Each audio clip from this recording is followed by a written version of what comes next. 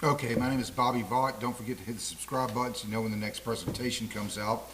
If you're interested, I've been doing a whole series of everything you need to know to everything you need to know to understand investing. I'm up to 14 lessons now. I just did number 14 roughly about a week ago, I think. I kind of dropped the ball on that for a while because I was intending to do about at least one a week or maybe two. And I just, it was 3 weeks between 13 and 14, and I just did 14 last week. But we're going to pick up the ball on that again at some point. So the two parts of this channel is the political side and the investing side. So if you're interested in that series, I'll put a link to lesson 1 in the description below, and then each lesson has a link to the next lesson, so they're all very easy to find. Okay? But today is not about that. On Ukraine, Trump really irritating me when it comes to Ukraine. Those of you know me know that I'm a strong supporter of Ukraine,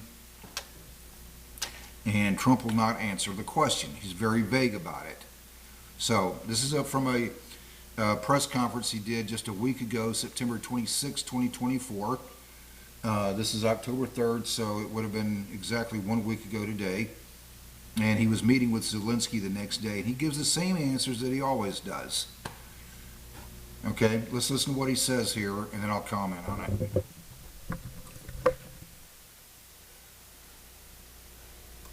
But you don't get him. Nigel is a fantastic person. Mr.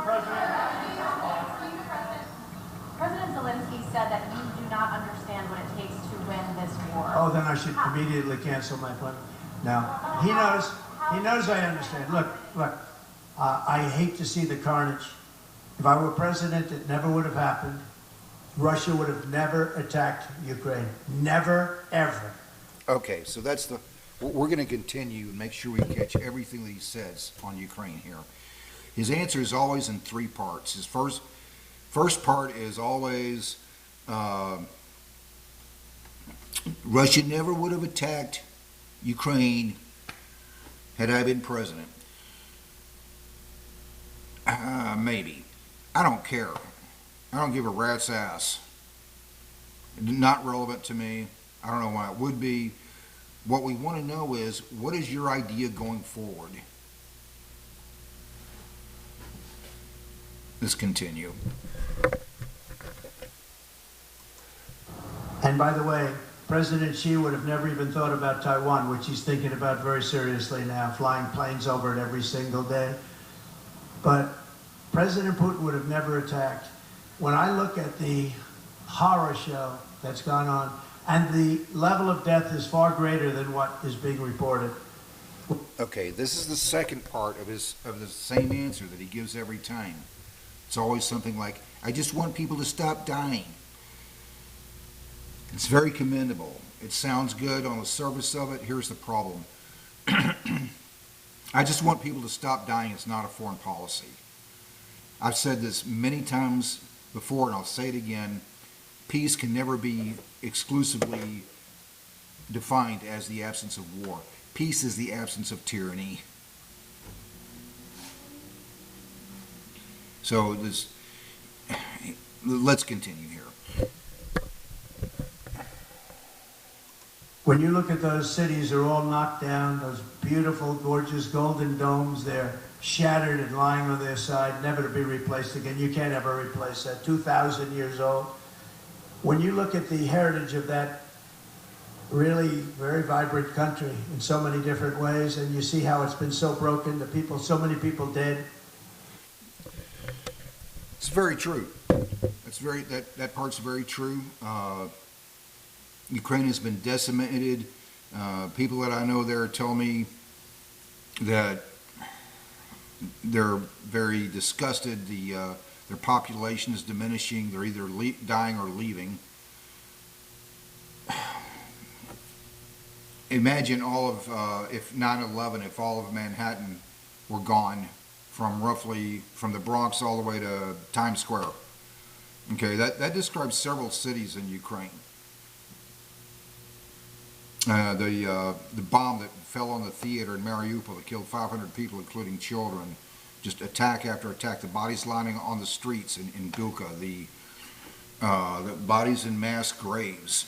Okay, well, I'm gonna have to go through the whole thing. We all saw the news stories. I hope you did, if you were following it. So, that part's true. Let's continue. Where they have to use old soldiers, old men, and young boys because they're running out of soldiers.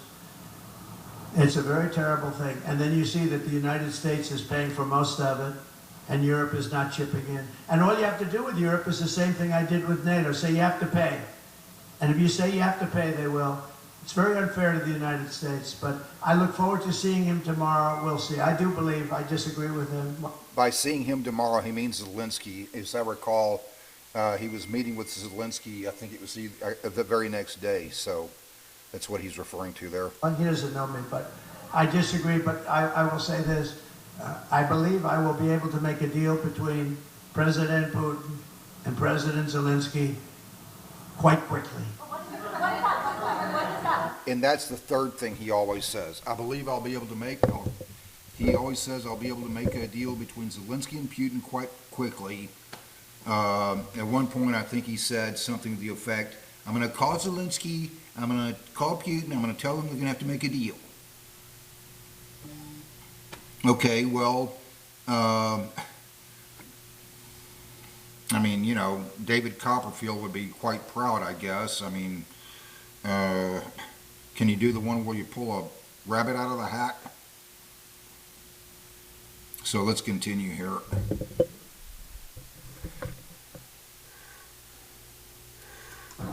Quite quickly. What does that look like? What does that look like? What is that? I don't want to tell you what that looks like. So the reporter, whatever you think of the media, sometimes they're biased, I get it. That's a legitimate question. Sounds like a legitimate question to me. So the reporter's asking him, what does that deal look like? Trump, I don't want to tell you what that deal looks like. Well, why not? We got 33 days to the election. I'm an undecided voter. I'm not going to vote for Kamala Harris. I'm not going to vote Democrat. That's not going to happen because Ukraine is not the only issue that's important to me. And that's just, I mean, voting, Kamala Harris is an economics illiterate. Already made numerous videos demonstrating that. And go back to my channel and click on any one of them you want. I mean, she's an economics illiterate.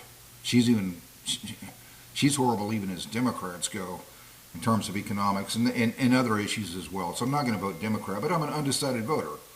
I'm undecided between either Trump or I can vote and just leave the top of the ticket blank. We got 33 days before the election.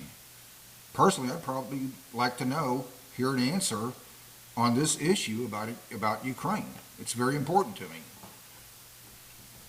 So let's just back that up for the sake of continuity and for emphasis here. And go listen to that one more time. And President Zelensky quite quickly. What does that look like? What does that look like?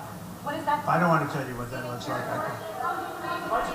The Vice President suggested today that your strategy with Ukraine amounts to surrender to Russia. How do you respond to that? No, I don't think so. I don't think so. And it's not a surrender. What my strategy is to save lives. I want to save lives. Millions of people are dead. Millions more than they even think about. And it's not my fight, but it is a fight to save humanity. That is a terrible, let me explain. That is a terrible war that would have never happened. And it didn't happen. Okay, so we're back to that again. It never would have happened had I been president. Nobody cares. I don't. Why would I? I want to know what your idea is going forward on Ukraine. I even have Democrats. I watched them on Deface the Nation and some of the shows this weekend. And they said, well, we agree that it wouldn't have happened if Trump were president. That was very generous of them. But it would have never happened. That's what bothers me even more. There was no reason for that war to happen. But it did happen. and millions of people are dead, including... Yeah, but it did happen. That's the point. So what is your idea going forward other than this, I'm going to call Putin, call Zelensky and tell them they have to make a deal? Can you be a little more specific? Soldiers from both sides. It's so sad to see it, and I'll meet with President Zelensky and we'll see what happens, but I believe I can work that out. Would you encourage? It would have been, I will say this, it would have been a lot easier to work out prior to the start. And Putin never, ever even thought about going in, and it was the apple. Okay, so we're back to that again. How many times has he said that?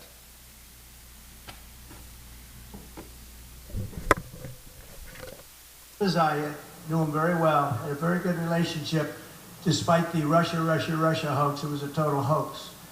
But we had a very good relationship. Fortunately, otherwise we could have ended up in war over that. It's very dangerous. You know, when you make up stories like that, it's very dangerous. The laptop from hell was very dangerous. But He's talking about Hunter Biden's laptop. Putin told me often, it's the apple of his eye. But I said, Vladimir, don't even think about doing it. He would have never done it. And then, of course, through stupid... Vladimir, he never would have done it had I been president. There's no answer here. None. This is about as vague as it gets. For obvious reasons, I was not happy with his pick of J.D. Vance. Vance is very sharp, very articulate. He's wrong on this issue. Vance did incredibly well in that debate Tuesday night between him and Walz. He's sharp. I'll give him that. In any event, Trump could use some of Vance's talent in terms of his, debate abilities. He could obviously use it really bad. But in any event, that's not the top of the ticket. The top of the ticket is Trump or the economics illiterate Kamala Harris. So I'm an undecided voter, and my options are Trump or leave the top of the ticket blank. And I got 33 days to figure this out. Not happy. In any event, like I said, if you're interested, there's that series, Everything You Need to Know to Understand Investing. I'll put the link to lesson 1 in the description below. Other than that, until next time, hope life is treating you well. See you then.